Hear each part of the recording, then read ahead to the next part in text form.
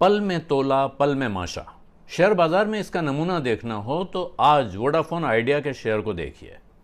कल इसके चेयरमैन कुमार मंगलम बिरला ने चेयरमैन की कुर्सी और डायरेक्टर की पदवी दोनों से ही इस्तीफा दे दिया था और आज ये शेयर 25% तक गिरकर ₹4.55 तक पहुंच गया था।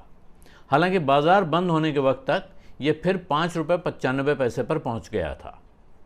पिछले 9 ट्रेडिंग सेशन देखें, पिछले 9 कारोबारी दिन देखें तो ये शेयर 53% गिर चुका है।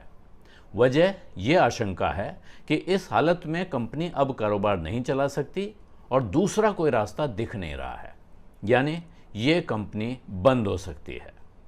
चेयरमैन की कुर्सी छोड़ने से साल भर से भी ज़्यादा समय से कुमार मंगलम बिरला बार बार ये आशंका जता रहे थे और सरकार से राहत मांग रहे थे।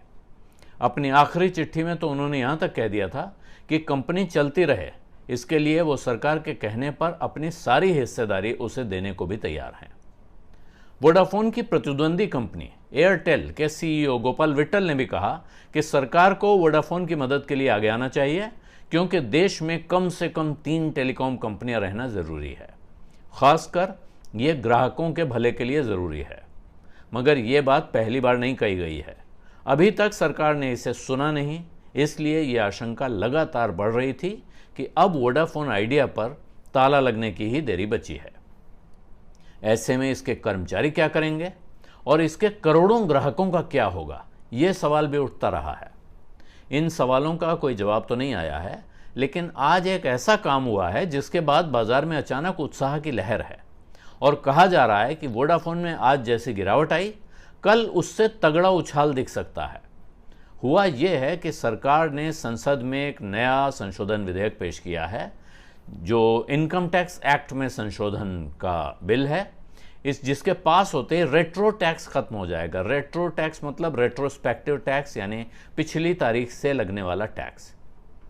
2012 में तब की सरकार ने कुछ कंपनियों की ट्रांसफर प्राइसिंग, यानी उनकी संपत्ति बिकने पर पुरानी तारीख से कैपिटल गेन्स टैक्स लगाकर डिमांड रेज कर दी थी।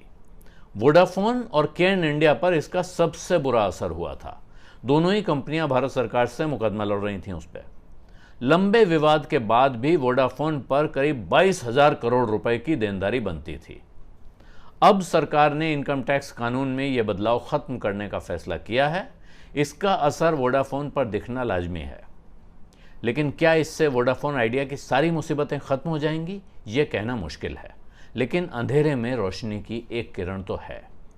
तो वोडाफोन के बारे में जो कुमार मंगलम बिरला ने चिट्ठी लिखी, उसमें उन्होंने कहा कि तमाम विदेशी निवेशक भी, जिनसे शायद उन्होंने बात की, वो भी अब इस कंपनी में पैसा डालने में, इसमें हिस्सा लेने में दिलचस्पी नहीं दिखाते हैं, क्योंकि उन्हें भारत में पॉलिसी स्टेबिलिटी का भरोसा नहीं है।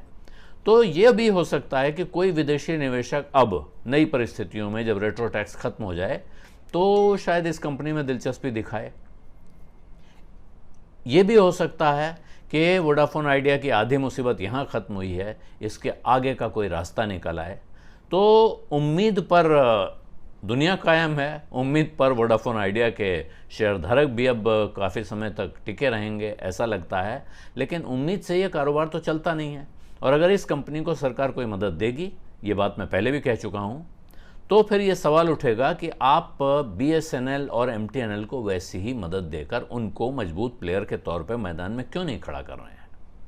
तो इन सवालों के जवाब एक साथ मिलेंगे, अलग अलग मिलेंगे या नहीं मिलेंगे, कहना मुश्किल है। लेकिन आज की बात यह है कि जो वोडाफोन आज बहुत बड़ी मुसीबत में दिख रहा था, अब उसके लिए एक अच्छी खबर आ गई है आज ही, जिसका असर शायद कल दिखाई पड़ेगा। बिज़ अड्डा